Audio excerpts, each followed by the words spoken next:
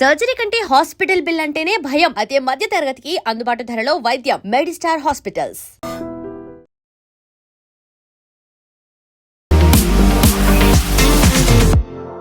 నమస్తే, నేను Kavitha. Welcome to I dream news and నిజాలు. డియాగో గార్సియో ఒక దీవి పేరు. ఇది భారతదేశానికి అతి సమీపంలో, అంటే 1800 కిలోమీటర్ల దూరంలో ఉంటుంది. ఇక్కడ జనాభా అసలే లేదు. కాకపోతే అతి సుందరమైనటువంటి పర్యాటక ప్రాంతం అయినప్పటికీ పర్మిషన్స్ లేకుండా అక్కడికి ఎవరూ వెళ్ళడానికి లేదు. జనాభా లేకపోయినప్పటికీ అక్కడ యుఎస్ ఆర్మీ ఉంటుంది, యూకే ఆర్మీ కూడా అక్కడే ఉంటుంది. బట్ ట్రంప్ కళ్ళు ఇప్పుడు గ్రీన్లాండ్స్ తర్వాత డియాగో గార్సియా మీద ఎందుకు పడ్డాయి? ఎందుకని యూకే మీద ఇప్పుడు ట్రంప్కి అంత కోపం వచ్చింది? మనతో పాటుగా ఉన్నారు సీనియర్ జర్నలిస్ట్ సురేష్ కొచ్చాతిల్ గారు. సార్ నమస్తే. సో గ్రేటెస్ట్ స్టూపిడిటీ అంటున్నాడు ట్రంప్ యూకే డియాగో గార్సియాని మారిషస్కి అప్పగించడాన్ని. బట్ అది మన దగ్గరే ఉంటే మనకు హెల్ప్ అవుతుంది అనేటువంటి మాట. అసలు జనాభా లేని దగ్గర ఎందుకని ఇప్పుడు గ్రీన్లాండ్స్ తర్వాత దీని మీద కన్నేశాడు ట్రంప్? డియాగో గార్సియా అనేది మారిషస్ వాళ్ళ ఐలాండ్స్. వాళ్ళది చాలా ఐలాండ్స్ ఉన్నాయి వాళ్ళ దగ్గర. దాంట్లో 60 ఐలాండ్స్ పేరు చెగోస్ ఐలాండ్స్ అన్నది, పార్ట్ ఆఫ్ మారిషస్. కానీ ఆ టైంలో బ్రిటిష్, డచ్, ఫ్రెంచ్ వీళ్ళందరూ పరిపాలించారు ఈ ఏరియాలో. మన దగ్గర కూడా ఈస్ట్ ఇండియా కంపెనీ వచ్చారు ఆ టైంలో. సో ఈ చెగోస్ ఐలాండ్స్ని బ్రిటిష్ ఆ టైంలో, I think it was 1814 occupy చేసుకున్నారు. దాని తర్వాత వాళ్ళ దగ్గరే ఉండేది. స్లోలీ ఈ కోల్డ్ వార్ అంతా స్టార్ట్ అయిన టైంలో యూఎస్ కూడా అక్కడ ఒక బేస్ సెటప్ చేసుకున్నారు. ఫస్ట్ యూకే బేసే, అది యూఎస్ కూడా వాడుకుంటున్నారు అన్నమాట దానికోసం. సో దీన్ని డియాగో గార్సియా అని పేరు పెట్టారు. ఉన్న 60 ఐలాండ్స్లో ఒక ఐలాండ్ ఇది అన్నమాట. అక్కడ US military, US air force, US navy ముగ్గురు ఉన్నారు అక్కడ. యుఎస్ ఆర్మ్ ఫోర్సెస్ అని చెప్పచ్చు అనమాట. వీళ్ళేం చేశారంటే అప్పుడు, దట్ ఈస్ స్పెసిఫిక్లీ అరౌండ్ 2010 నుంచి దానికన్నా ముందు 2000లో కూడా దాని ఆఫ్ఘనిస్తాన్, ఇరాక్, లిబియా లాంటి, ఈవెన్ వియట్నాం టైంలో కూడా వీళ్ళు వాడుకున్నారు దాన్ని. So you can see even from the 1960s it was used అన్నమాట. దాన్ని రెగ్యులర్గా వాడుకొని పోతున్నప్పుడు ఇప్పుడు ఏమైందంటే సడన్గా ఒప్పందం చేసుకున్నారు ఎవరు, మారిషస్ అండ్ యూకే. అంటే మేము రిటర్న్ ఇచ్చేస్తున్నాం మీకు ఐలాండ్స్ అని చెప్పి చాలాని వీళ్ళు ప్రెషర్ పెడుతున్నారు. మారిషస్, మా ఐలాండ్స్ మీరు పెట్టుకున్నారు, మాకు రిటర్న్ ఇచ్చేసేయండి అని. అప్పుడు కూడా మారిషస్ ఏమన్నారంటే డియాగో గార్సియా మీ దగ్గర పెట్టేసుకోండి, మాకు అక్కర్లేదు. We know you spent a lot of money, చాలా డబ్బులు ఖర్చు పెట్టారు, స్ట్రాటజిక్గా మీకు చాలా వాల్యూ ఉందని యూఎస్ దగ్గర డైరెక్ట్ మాట్లాడుకుంటే యూకే దగ్గర మాట్లాడుతున్నారు. ఎందుకంటే UK has the right over the islands. వీళ్ళేం చెప్పారంటే మాకు ప్రతి సంవత్సరం యూకే కూడా అంగీకరించారు, $100 million మీకు ఇచ్చేస్తాం. ఐలాండ్ వాడుకున్న దానికి $100 million అంటే ఆల్మోస్ట్ ఒక 800 కోట్లు అని పెట్టుకోవచ్చు, మీకు ఇచ్చేస్తాం. Rent, lease rent. దానికి 99 సంవత్సరాలకి లీజ్ రాసి ఇచ్చేస్తానని చెప్పి. సో ప్రాబ్లం ఏం లేదు. కానీ ట్రంప్కి ఇప్పుడు ప్రాబ్లం ఎక్కడ వచ్చిందంటే, ఆయన ఒక సంవత్సరం ముందు ఇదే ఒప్పందం పెట్టినప్పుడు వెల్కమ్ చేసిన మనిషి. ఆ స్టేట్మెంట్ ఇప్పుడు కూడా మీకు గూగుల్ చేస్తే మీకు వచ్చేస్తుంది. వెరీ గుడ్ డిసిషన్, చాలా బాగా చేశారు, ఇట్లానే మనం ఇంకా చేయాలి, అది ఇదని చెప్పారు. అదే మనిషి ఇప్పుడు ప్యానిక్ అవుతున్నారు. ఎందుకంటే మనం చూసాం గ్రీన్లాండ్స్ వచ్చినప్పుడు అదే ఇష్యూ వచ్చింది. దీనికొని ముందు గ్రీన్లాండ్స్ గురించి ఎక్కువ మాట్లాడలేదు. ఫస్ట్ టైంలో ఒకసారి చెప్పేసి దాని తర్వాత ఊరుకున్నారు. సడన్గా ఇప్పుడు నాకు గ్రీన్లాండ్స్ కావాలంటున్నారు, కెనడా కావాలంటున్నారు. ప్రతి ఎక్కడైనా దొరికితే ల్యాండ్ నాకు, రియల్ ఎస్టేట్ ఆయన, దట్ ఈస్ హౌ ఈ ఫంక్షన్స్ అనమాట.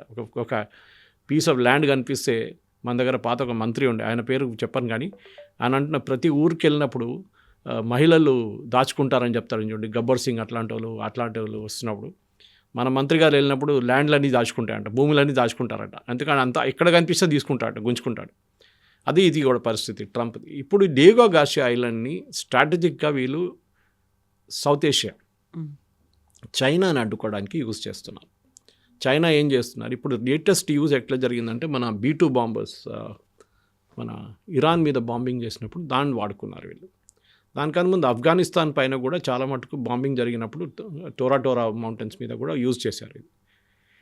కానీ ఇప్పుడు ఎందుకు, మీరు అడిగిన ప్రశ్నకి ఇప్పుడు సడన్గా ట్రంప్కి ఇంత ఇంట్రెస్ట్ ఎందుకు వచ్చిందంటే, భయం. ఈ మిగతా 59 ఐలాండ్స్ డియాగో గార్సియా పక్కన పెడితే భారతదేశానికి అప్పగిస్తున్నారు. మనం ఏం చెప్పామంటే దాన్ని హైడ్రోలాజికల్గా, స్ట్రాటజిక్గా అక్కడ ఉన్న బయో రిజర్వ్, ఎందుకంటే అది చాలా ఎకలాజికలీ సెన్సిటివ్ ప్లేస్. అక్కడ మీరు పెద్ద పెద్ద బిల్డింగ్లు కట్టలేరు. So it has to be preserved like that. దానికోసం కావాల్సిన హెల్ప్ అంతా మేము చేస్తామని చెప్పి భారతదేశం, మారిషస్ ఒక ఒప్పందం చేసుకున్నారు. ఆ టైంలో ఇప్పుడు ట్రంప్కి టెన్షన్ ఏమొస్తుందంటే అక్కడ భారతదేశం వచ్చి కూర్చుంటే వాళ్ళు మిగతా రష్యాకి చెప్తారో లేకుంటే మేము కూడా ఏం చేస్తున్నామని భారతదేశం తెలిసిపోతుంది. అదొక టెన్షన్ ఇప్పుడు ట్రంప్కి వచ్చేస్తున్నారు. దానికోసం ఇప్పుడు ఆయన వ్యతిరేకిస్తున్నారు. ఇదే టైంలో బ్రిటిష్ పార్లమెంట్లో కూడా డిస్కషన్ నడుస్తుంది. అక్కడ రీఫార్మ్ పార్టీ వాళ్ళు దీన్ని వ్యతిరేకించారు. మీరు ఎట్లా ఒప్పందం చేస్తారు? మనం బ్రిటన్ మర్చిపోతున్నారు. ఒక టైంలో sun will never set the British empire అని చెప్పారు. రవి అస్తమించని సామ్రాజ్యం ఇప్పుడు ఎక్కడ పోయిందండి ఆ సామ్రాజ్యం? అడ్రస్ లేకుండా పోయింది. ఒక టైంలో సిలోన్, భారతదేశం, భారతం అంటే మొత్తం including Afghanistan, Pakistan, whatever is there right now, ఇటువైపు ఫిలిప్పీన్స్, అటువైపు ఇండోనేషియా మొత్తం ఆక్యుపై చేసుకునే వీలే ఉండే కదా బ్రిటన్. దాని తర్వాత అక్కడిక్కడ ఫ్రెంచ్ వాళ్ళు ఉన్నారు, డచ్ వాళ్ళు ఉన్నారంతా. ఇన్ఫ్యాక్ట్ డచ్ వాళ్ళు ఫస్ట్ వచ్చారు. డచ్ ఆర్మీ వచ్చిన తర్వాతనే భారతదేశం మీద ఫస్ట్ ఆక్రమించుకున్న డచ్ వాళ్ళు. మన కోసం మన దగ్గర భీమ్లీ వైపు మీకు కనిపిస్తుంది, వాళ్ళ ఒక సెటిల్మెంట్ ఉంటుంది అటువైపు. ఎందుకంటే మన దగ్గర ఆ టైంలో అన్నిటికంటే పెద్ద పోర్ట్ మచిలీపట్నం ఉండే, మచిలీపట్నం. అక్కడి నుంచే బ్రిటిష్ వాళ్ళు కూడా దూరారు లోపలికి. దానికోసం వాళ్ళు కలకటాకి వెళ్ళారు, ఢిల్లీకి వెళ్ళలేదు ఫస్ట్. తో ఈ డచ్ వల్ల ఏమైందంటే మార్తాండవర్మ అప్పుడున్న రాజా, ట్రావెంకోర్ రాజాతోని వాళ్ళ నేవీ కూడా చాలా పవర్ఫుల్ ఉండే. ట్రావెంకోర్ నేవీ, డచ్ నేవీ దానికన్నా బెటర్. అంటే వరల్డ్లో నంబర్ 1 నేవీ డచ్. సో వీళ్ళ మెయిన్ బేస్ సిలోన్లో ఉండే. సిలోన్లో ఉన్నప్పుడు ఇటు పక్కన బ్రిటిష్ వాళ్ళు ఉన్నారు. అదే మేము చెప్పాను చూడండి, ఐలాండ్స్ అన్నీ వాళ్ళ దగ్గర ఉండే. మాల్డీవ్స్ కూడా వాళ్ళ దగ్గర ఉండే. యాక్చువల్లీ మాల్డీవ్స్ నుంచి మారిషియస్, సెషెల్స్ అంతా బ్రిటిష్ వాళ్ళ చేతిలో ఉండే. సో ఈ సిలోన్ నుంచి వీళ్ళు మార్తాండవర్మ మీద అటాక్ చేశారు, భారతదేశాన్ని ఆక్యుపై చేసుకోవడానికి. అప్పుడు బ్రిటిష్ వాళ్ళు రాలేదు ఇండియాకి ఇంకా. డచ్ ఈస్ట్ ఇండియా కంపెనీ ఉండేది, not British East India company. Battle of Colachel అని చెప్పి ఇప్పుడు కూడా మీరు కన్యాకుమారికి వెళ్తున్న రూట్లో ఒక పెద్ద మాన్యుమెంట్ కనిపిస్తుంది మీకు, టవర్ లాగా. That is where that battle happened. అంటే సీలో జరిగింది. ఇప్పుడు కూడా మీరు మిలిటరీ కాలేజెస్కి వెళ్తే, నేను కూడా ఇక్కడ మిలిటరీ కాలేజ్కి వెళ్తే చూసాను, బిగ్గెస్ట్ నేవల్ బ్యాటిల్స్లో the battle of Colachel between Dutch East India company and Marthandavarma navy. Marthandavarma navy వాళ్ళని ఓడించారు డచ్ని. The lost badly. ఇన్ఫ్యాక్ట్ వాళ్ళ మెయిన్ అడ్మిరల్ని అరెస్ట్ చేసి మార్తాండవర్మ కోర్టుకు తీసుకొచ్చి, మార్తాండవర్మ ఆయన్ని పనిష్ చేయకుండా ఆయనకి చీఫ్ ఆఫ్ ఆర్మీ స్టాఫ్, అంటే వాళ్ళ చీఫ్ ఆఫ్ ఆ టైంలో ఆర్మ్ ఫోర్సెస్ చీఫ్గా చేశారు ఆయన. లెస్టర్సీ అనేది పేరు నాకు, it's very tongue twisting name. అంత పవర్ఫుల్ ఉండే మన మార్తాండవర్మ ఆర్మీ. దాని తర్వాత ఏం జరిగిందంటే డచ్ మొత్తం కొలాప్స్ అయిపోయారు కంప్లీట్గా. ఆ డిఫీట్తో వాళ్ళు ఎప్పుడు they could not overcome it అనమాట. వాళ్ళు అసలు ధ్వంసం అయిపోయారు complete. They lost Ceylon, they lost, భారతదేశంకి ఎంట్రీ లేదు. అటువైపు ఫిలిప్పీన్స్, ఇండోనేషియా అంతా వాళ్ళ చేతిని జారిపోయింది. ఆ టైంలో బ్రిటిష్ వాళ్ళు వచ్చారు. And this is the time first they went to 1818 at Diego Garcia. ఆ టైంలో డిగో గార్సియా చెగోస్ ఐలాండ్స్కి వెళ్ళారు. ఆ చెగోస్ ఐలాండ్స్ నుంచి Diego Garcia was a part of it అనమాట. కానీ 1950s నుంచి బ్రిటన్ కూడా దాన్ని వాడడం మొదలుపెట్టారు ఫుల్ ఫ్లెజ్గా, అండ్ అమెరికన్స్ రావడం. ఇప్పుడున్న పరిస్థితిలో ప్రాబ్లం ఏం లేదు actually. Technically there is no issue. మనం కూడా రెడీగా ఉన్నాం వాళ్ళని హెల్ప్ చేయడానికి మారిషస్కి. కానీ యుఎస్ అడ్డుకుంటున్నాం. యుఎస్ అంటున్నారు ఇప్పుడు, why are you doing it, foolish move, that is చేయకూడదు, వాళ్ళకి ఇవ్వకూడదు. అరే వాళ్ళ ఐలాండ్స్, వాళ్ళ ఇండిపెండెన్స్ వచ్చిన తర్వాత వాళ్ళు ఎప్పటి నుంచో అడుగుతున్నారు, మా 60 ఐలాండ్స్ మాది, మాకు ఇచ్చేసేయండి అంటే. ఒప్పందం చేసుకున్న తర్వాత 2025లో చేశారు. 2022లో డిస్కషన్స్ మొదలైంది బ్రిటన్తో, యూకేతో. దాని తర్వాత 25లో సంతకం పెట్టారు. అన్నీ జరిగిన తర్వాత ఇప్పుడు ఎట్లా అపోజ్ చేస్తారండి, ఇదే అర్థం కావట్లేదు. సో మీ బేస్ పోతుందంటే ఒక భయం ఉంటుంది, అది లేదు కదా ఇప్పుడు. The base is still there. కానీ అటువైపు భారతదేశం ఏమో మేము ఆ మిగతా ఐలాండ్స్ని హైడ్రలాజికల్గా డెవలప్ చేసి అక్కడున్న మెరైన్ రిసోర్సెస్ని కూడా మేము, అది ఫిషరీ ఉండొచ్చు, మిగతా ఏమైనా ఉండొచ్చు, మేము డెవలప్ చేసి ఇస్తామని చెప్పి ఒక ప్రాజెక్ట్స్ మొదలు పెడదాం అనుకుంటే ఈ ప్రాబ్లం మొదలైంది. సో అమెరికా ఎక్కడో ఉంది, యూకే ఇంకెక్కడో ఉంది, అక్కడి నుంచి ఇక్కడి దాకా వచ్చి వాళ్ళకి బేస్ని సెట్ చేసుకోవాల్సినటువంటి అవసరం ఏముంది? ఎందుకంత ఎక్కడో అన్మాన్డ్ దీవులు ఏవైతే ఉన్నాయో వాటి దగ్గరికి వెళ్ళి వీళ్ళు అన్నిటినీ త్రివిధ దళాలని అక్కడ మోహరించుకునేంత థ్రెట్ ఎందుకని అనిపిస్తోంది వాళ్ళకి? థ్రెట్ ఏంటంటే వాళ్ళకి మెయిన్గా భయం, రష్యన్స్ వస్తారని ఒక భయం ఉండే ముందే. అంటే మారిషస్ ఇండియాకి ఇవ్వకుండా రష్యాకి ఇస్తారు, లేకుంటే ఇండియా రష్యా కోసం పనిచేస్తారు అని ఒక డౌట్ ఉంది.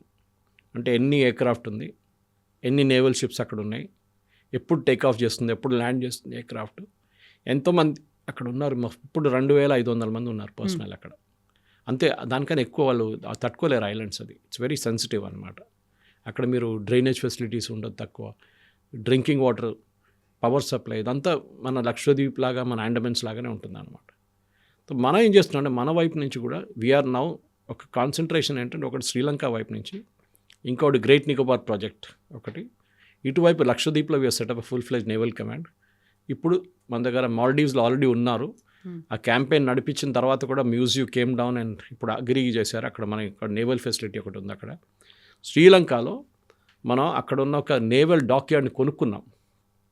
ఎందుకంటే చైనా కూడా వచ్చి హంబాబోటా పోర్ట్ టేక్ ఓవర్ చేసుకున్నప్పుడు అప్పుడు ఇమ్మీడియట్గా మనకి రెడ్ ఫ్లాగ్స్ రైజ్ అయినాయి. మనం కూడా ఒక ప్రెజెన్స్ ఉండాలని చెప్పి లక్కీలీ ఒక 2 సంవత్సరాల ముందు ఒక శ్రీలంకన్ ఒక నేవల్ షిప్ యార్డ్ బ్యాంక్రప్ట్ అయిపోయారు, దివాలా అయిపోయారు.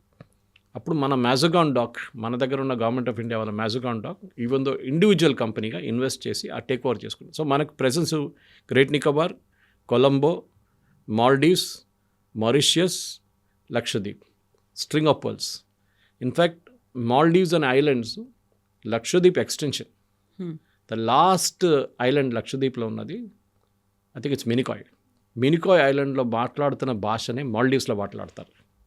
The same language they speak. అప్పుడు అంత క్లోజ్ రిలేషన్షిప్ ఉందన్నమాట మనకి.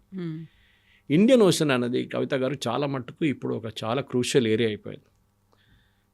ఒకటి China presence. China South China Sea నుంచి మలకా స్ట్రైట్స్ అంటే it start somewhere just near Sri Lanka నుంచి మొదలై త్రూ ద ఇండోనేషియన్ రీజన్ అది ఆస్ట్రేలియా వైపు అవుతుంది. ఆ మలకా స్ట్రైట్స్ కూడా ఆల్మోస్ట్ 60% వరల్డ్లో ఉన్న ఆయిల్ ఆ స్ట్రైట్స్ నుంచి పాస్ అవుతుంది.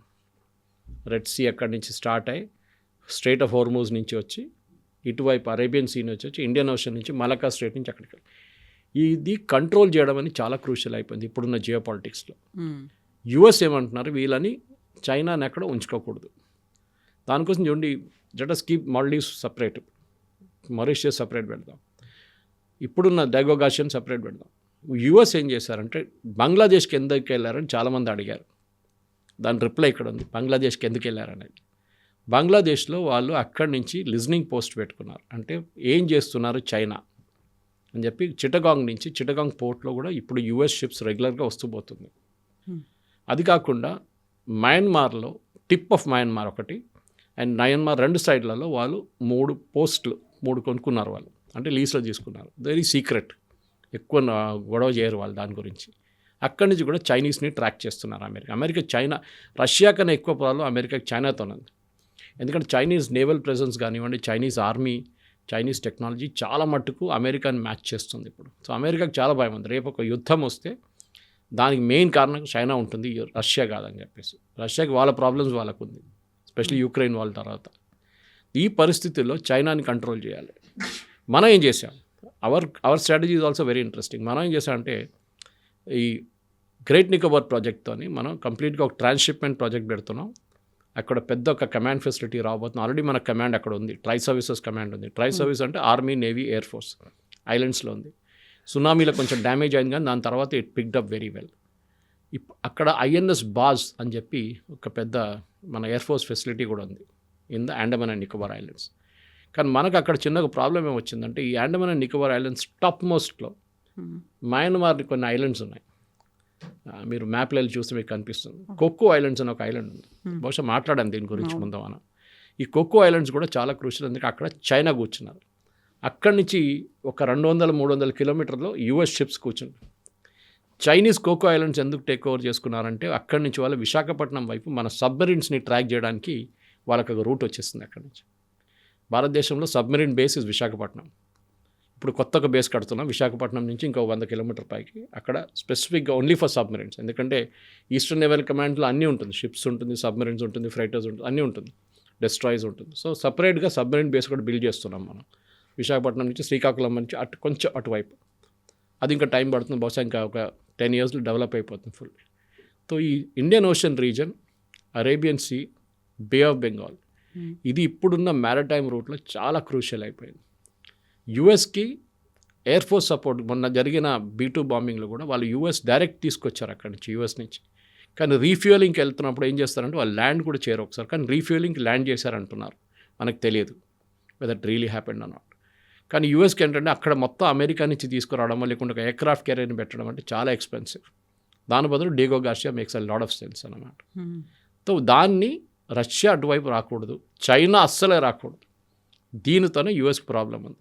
ఇప్పుడైతే వాళ్ళు ఏం అబ్జెక్ట్ చేయలేరు, ఎందుకంటే బ్రిటిష్ పార్లమెంట్ ఇప్పుడు ఈ చట్టం పాస్ చేయాల్సి వస్తుంది. వాళ్ళు సైన్ చేసిన ఒప్పందాన్ని బ్రిటిష్ పార్లమెంట్ పాస్ చేయాలి. అది పెద్ద ప్రాబ్లం ఏం కాదు, పాస్ చేయొచ్చు వాళ్ళకి. లేకుంటే బ్రిటన్ క్రెడిబిలిటీ ఉండదు. రేపు మీరు ఒప్పందం పెట్టి మీ పార్లమెంట్కి మీరు పాస్ చేయలేకపోతే మళ్ళీ ఏం గవర్నమెంట్ రా అని అడుగుతారు మీరు కేర్ స్టామర్ దగ్గర. అది జరుగుతుంది కూడా. So that will happen. కానీ ఇప్పుడున్న పరిస్థితుల్లో మీరు చూస్తున్నారు కవిత గారు, ఒకటి గ్రీన్లాండ్, ఒకటి కెనడా, ఇంకోటి వెనిజువేలా. ఇప్పుడు Diego Garcia is already with them.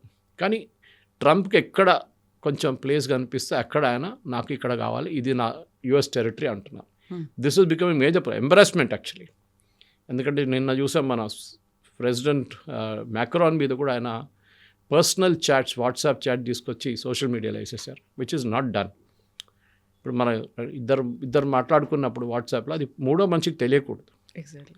It might be a secret, it might be a personal chat, whatever it is, or nothing at all. అప్పుడు కూడా ఎందుకు బయట లోకం ఎందుకు తెలియాలి? ఇది ట్రంప్ ఒక ఇమ్మెచ్యూరిటీ చూపిస్తుంది దగ్గర. That is very very sad. ఎందుకంటే కోపం వస్తే చిన్నపిల్లలు అన్నీ బయటకు చెప్పేసినట్టుగా. అదే, మమ్మీ ఆడు నన్ను కొట్టాడు, సో నేను వెళ్ళి కొడతాను, మీరు వెళ్ళి కొట్టండి వాడిని, ఇదే జరుగుతుంది. సో ఆ ఇమ్మెచ్యూరిటీ, ఎందుకంటే యుఎస్ ప్రెసిడెంట్ అనగానే ఒక స్టెబిలిటీ ఉండాలి ఎప్పుడు పాలసీలో.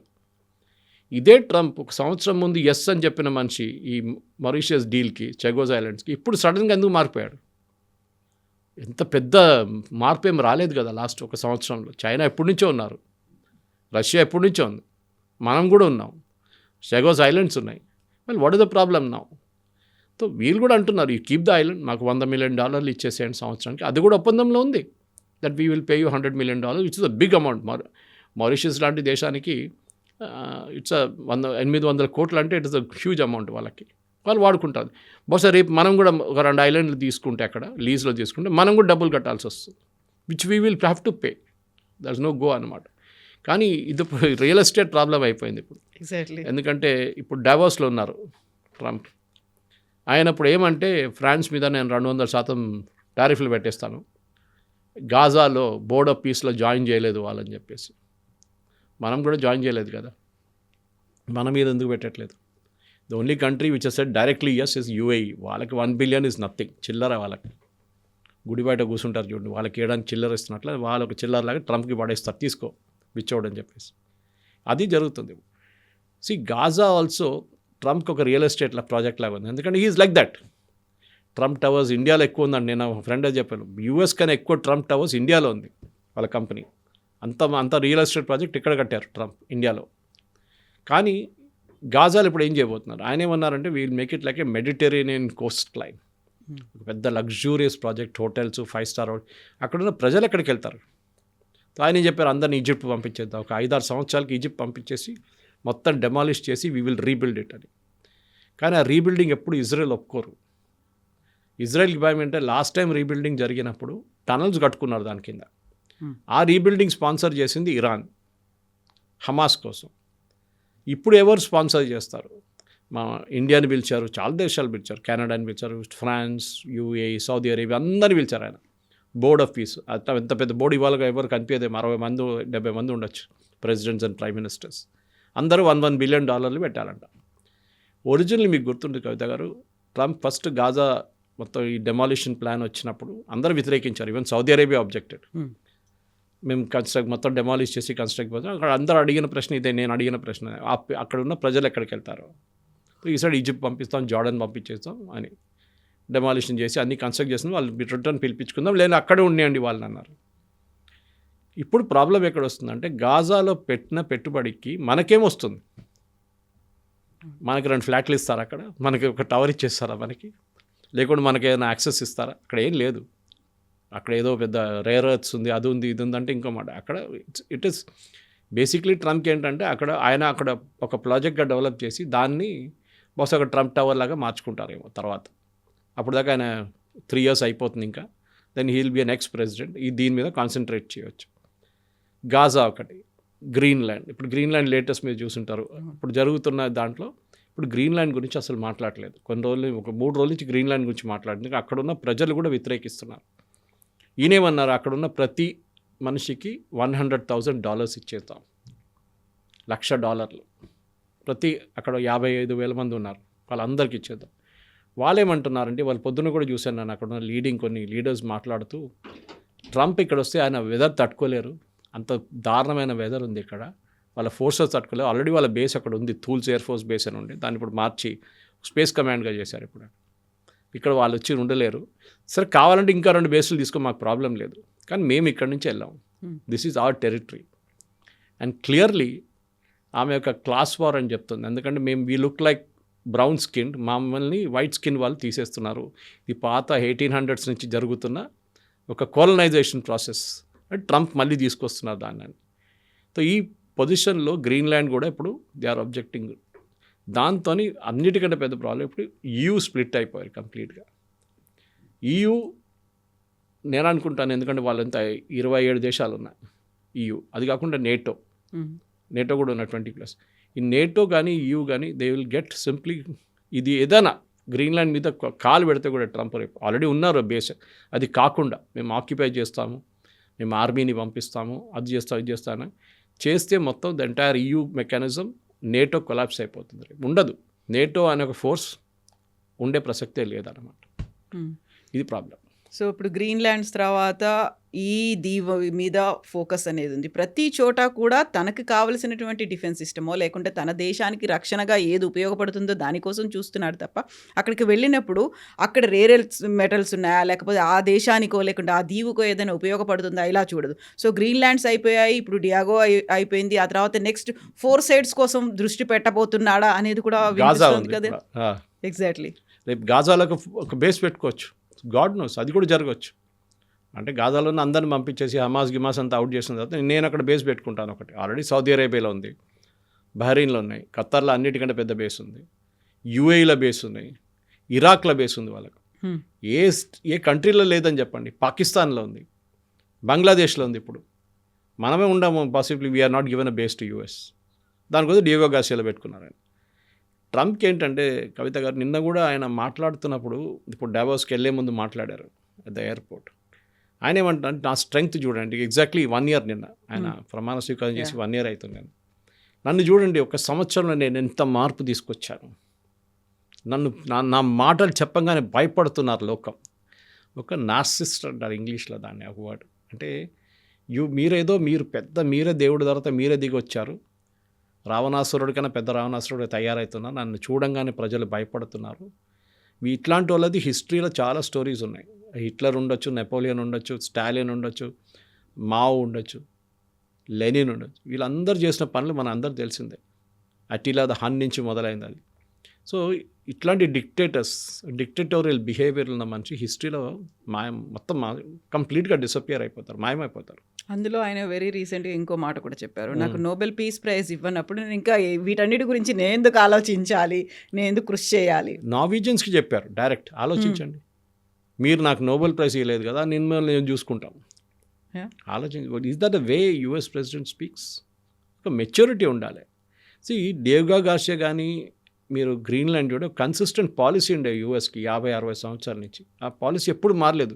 డెమోక్రటిక్ ప్రెసిడెంట్ ఉండి, రిపబ్లికన్ ప్రెసిడెంట్ ఉండి, ఏదో బుష్ టైం నుంచి ఒబామా, క్లింటన్, దాని తర్వాత అగైన్ బైడెన్, ఎక్కడ ఈ పాలసీ మారలేదు.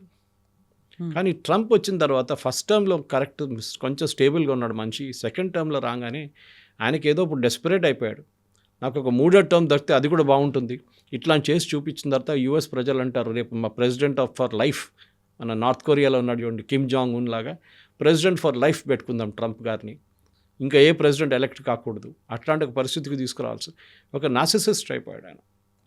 అంటే ఆయన పిక్చర్ ఆయనకు మిర్రర్లో చూడడం చాలా నచ్చినది, ఆయన వాయిస్ ఆయనకు నచ్చడం మొదలుపెట్టింది. ఆయనకు వ్యతిరేకించడానికి ఎవరు లేరు అమెరికాలో ఇప్పుడు. అంటే వాళ్ళ ప్రజలు ఇన్ఫ్యాక్ట్ ఒక సర్వే మొన్న జరిగింది, దాంట్లో 77% మంది అమెరికన్ ప్రజలు గ్రీన్లాండ్ మీద అమెరికా చేయబోతున్న దాడిని వ్యతిరేకిస్తున్నారు, ట్రంప్ పాలసీని. ఇప్పుడు ఏమంటారు ఈయన? అది ఆయన క్యాబినెట్, ఆయన ఇన్నర్ క్యాబినెట్లో ఉన్న వాళ్ళు, సెక్రటరీ ఆఫ్ స్టేట్ కానీ, డిఫెన్స్ సెక్రటరీ హెస్కెత్ కానీ, వీళ్ళెవ్వరూ ఆయన మీద ఒక్క మాట కూడా రిటర్న్ చెప్పలేకపోతున్నారు. అంత ఒక డిక్టటోరియల్ యాటిట్యూడ్ అయిపోయి, ఏమని అంటే నేను తీసి పడేస్తాను, నేను అయిపోయింది, అవుట్ కథ. మనం చూస్తున్న అటార్నీ చూస్తున్న files, Epstein file hand over చేయాలని చెప్పి ఆయన సాక్ చేసేసారు మొన్న. ఎందుకండి ఇది? FBI ఒక సీనియర్ ఆఫీసర్ని శాక్ చేశారు మొన్న. ఆయనకు ఎవరైనా నచ్చకపోతే అంతే సంగతి. They will just take him and throw him out అనమాట. ఇది యూఎస్కి చాలా డేంజరస్. ఎందుకంటే end of the day US ఒక డిక్టటోరియల్ రాజ్యం కాదు, అది డెమోక్రటిక్ కంట్రీ. ఇప్పుడు మిడ్ టర్మ్ పోల్స్ రాబోతుంది.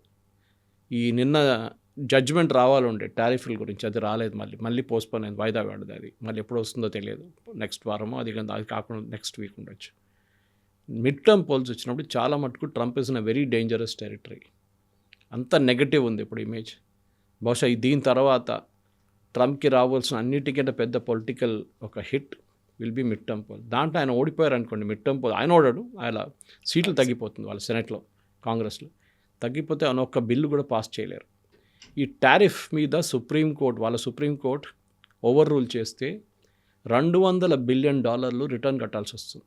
ఎవరెవరి దగ్గర తీసుకున్నారు అని. ఆయన ఏమంటారు, నేను పెంచాను చూడండి $200 billion, I have raised capital. నిన్న ఒక సర్వే వచ్చింది కవిత గారు, దాంట్లో వాళ్ళకి అనలైజ్ చేశారు ప్రతి ప్రోడక్ట్ యూఎస్కి వచ్చింది లాస్ట్ ఈ టారిఫ్ పెట్టిన తర్వాత, లిబరేషన్ డే అని చెప్పాడు. $4 బిలియన్ బయట నుంచి ఉన్న కంపెనీలు కట్టారు. మిగతా అంతా అక్కడ ప్రజలే కట్టారు. అక్కడ ఎవరికి పోయింది నష్టపడింది? వాళ్ళకే కదా. కంపెనీలు కట్టారు ఫస్ట్, కంపెనీలోనూ ప్రజలను గుంజుకున్నారు అంతే. $10 మీకు వచ్చే ప్రోడక్ట్ ఇప్పుడు $15 వస్తుంది. ఎవరికి వచ్చిన నష్టం? యూఎస్ ప్రజలకే. అది వాళ్ళు అర్థం చేసుకుంటున్నారు ఇప్పుడు వాళ్ళకి అర్థమైందనమాట.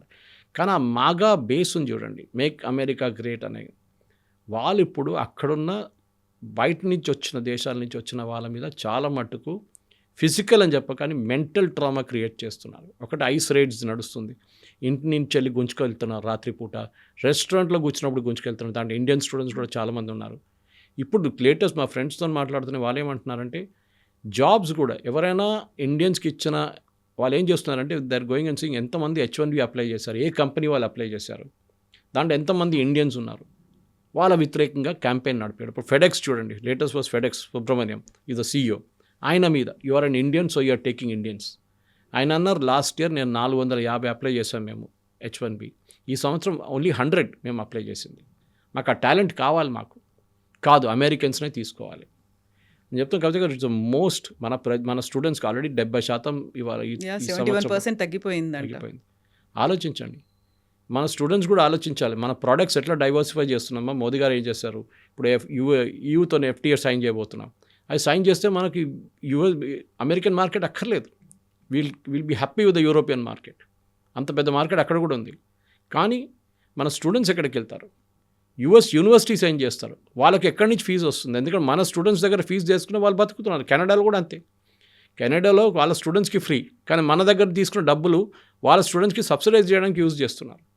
యూఎస్లో కూడా అదే జరుగుతుంది ఇప్పుడు. సో డెఫినెట్గా ఇప్పుడు ఈ నెగటివ్ కాన్సిక్వెన్సెస్ యూఎస్ మీద ఎప్పుడు కాదు, ఒక 3 సంవత్సరాల తర్వాత దాని ఇంపాక్ట్ ఉండబోతుంది. చాలా మటుకు యూనివర్సిటీస్ బంద్ అయిపోతుంది, అక్కడ వాళ్ళకున్న ఫండింగ్ ఆగిపోతుంది, ఎందుకంటే డబ్బులు ఉండవు వాళ్ళ దగ్గర.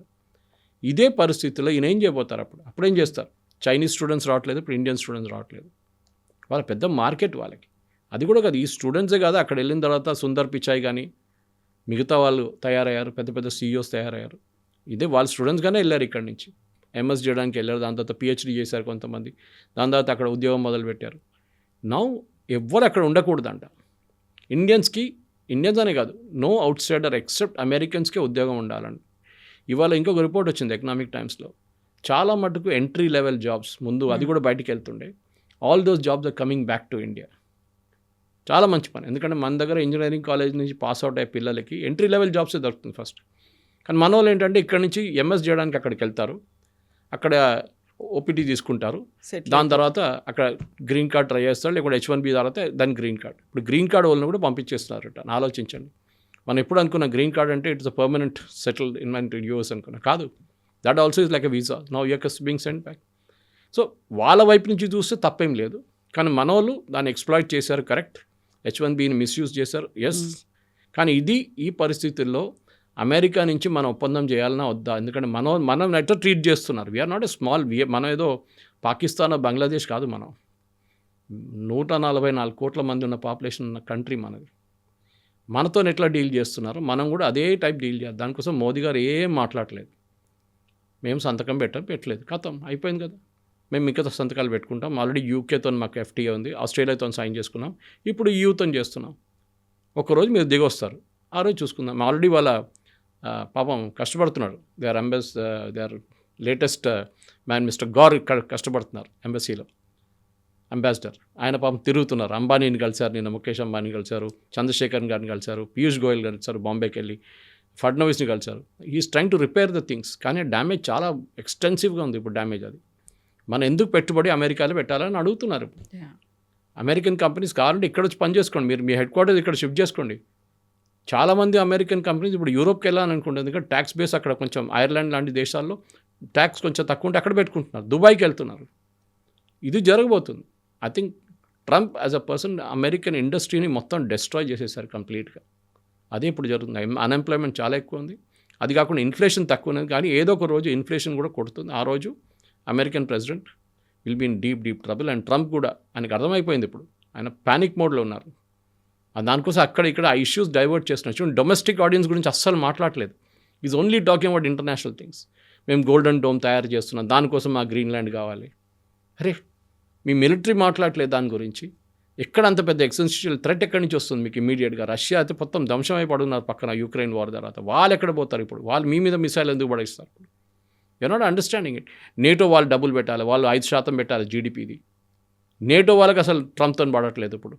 వాళ్ళ ఫ్రెంచ్ ప్రైమ్ మినిస్టర్ కానీ, డానిష్ ప్రైమ్ మినిస్టర్ కానీ, వీళ్ళందరూ విపరీతంగా ఆయన మీద ఉన్న లాంగ్వేజ్ ఎట్లా పడుతున్నారంటే మనకే అనిపిస్తుంది ఒక US ప్రెసిడెంటా లేకుంటే అట్లా కనిపిస్తుంది మనకి. ఎస్ సార్, చూద్దాం ఏం జరగబోతుందో. Thank you very much. And for more videos, Please subscribe to iDream. Please subscribe to iDream. Please subscribe iDream. And please subscribe to iDream. For more videos, subscribe to iDream. please like, share and subscribe to the channel. Congratulations, iDream. Subscribe to iDream. Subscribe to iDream. So subscribe to iDream Media. iDream की iDream team अंदर की huge congratulations. Please subscribe iDream Media. Please subscribe to iDream. Subscribe iDream. Please subscribe to iDream. iDream అంటే నా కళల ఛానల్ను subscribe చేసుకున్న నోరు తిరుగుతలేదు, మీరైతే గంట గుర్తు కొట్టండి. For more such videos, please subscribe to iDream. Subscribe to iDream. Please subscribe to iDream. Please subscribe iDream Media. Please do subscribe to iDream. Please subscribe to iDream Media. For best entertainment and information, please subscribe iDream. And don't forget to subscribe to iDream.